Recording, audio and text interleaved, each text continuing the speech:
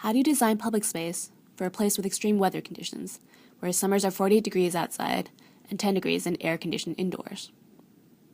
For a place where the public values privacy? For a place where over half of the population comes from other countries and have less of a say about their fiscal space? This is the challenge for Bahrain, a small archipelago country off the coast of Saudi Arabia. Though small in size at 780 square kilometers, it was historically at the center of many trade crossroads. Today, it still boasts to be one of the most international liberal Arab countries in the Middle East. Within this context, there lies Muharraq, Bahrain's third largest city in the northern tip of the island. Approximately 1,500 meters by 2,500 meters, it is home to about 170,000 residents. Muharraq is recognized for its supermarkets, cuisine, its palm date trees, but a particular area of pride is its rich pearl trade history.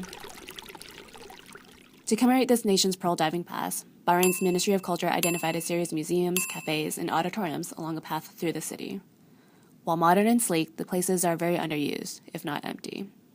We were wondering if there could be another way to celebrate the city and its people, other than something that is permanent, fixated on the past, and a bit exclusive.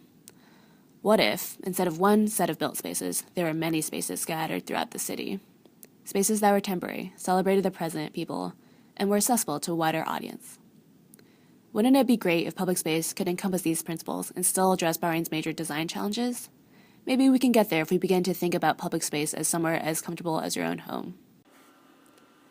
We didn't design all these spaces, of course, but we can set a few parameters to see what is possible, and the rest we leave up to the Bahraini residents since they know their city better than we do. Depending on the size of the space, the surrounding context, the time of day, the type of desired activity, and the necessary supplemental elements, we can imagine a series of different uses based on various combinations of what is already there at the site. From there, we can reach a design that can be replicated across 3 different scales in the city. From a small scale, one that is suitable for individual or intimate use, to a medium scale, one that is intended for bigger social activities, and finally to a larger scale, one that can support civic use. But all designs still have similar elements at their respective scales. Each would offer a small improvement in daily life. Given Bahrain's hot climate, few people interact outside during the day. But we can design something that generates energy, provides shade, and creates space for social programming.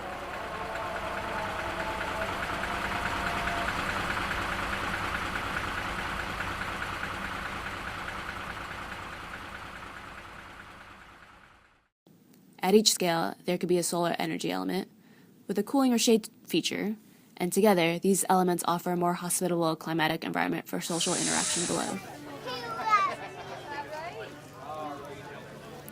So how does it work? Let's look at the medium scale in closer detail. Telescopic poles are the main structural element.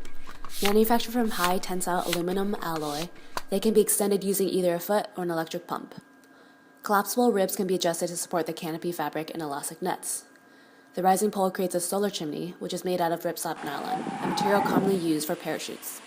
Stretch fabric allows air to pass through at high speeds from the ground to the top.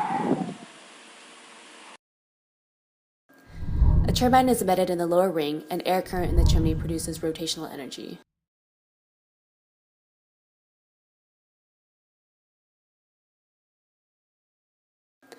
A highly translucent canopy fabric and elastic nets are attached to the ribs for flexible use in the shade. Additionally, the pole structure supports sensory elements which can be customized for specific contexts. Below, water-filled movable barrels are used for interactive urban furniture, which users can rearrange during different times of the day. What about the cooling system? How does it work? During the day, sunlight penetrates the canopy and solar radiation is converted to heat upon hitting the ground. The air underneath the canopy quickly increases in temperature due to the stack effect, and air flows towards the chimney, cooling the surrounding space for social activities. The updraft of air heated in the collector is roughly proportional to the increase in air temperature and the height of the chimney. This continuous airflow spins a turbine located at the base of the chimney. Air current in the tower produces rotational energy. And finally, during the night, when ambient air cools down, water inside the movable barrels releases stored solar heat, enabling the chimney to run for 24 hours a day.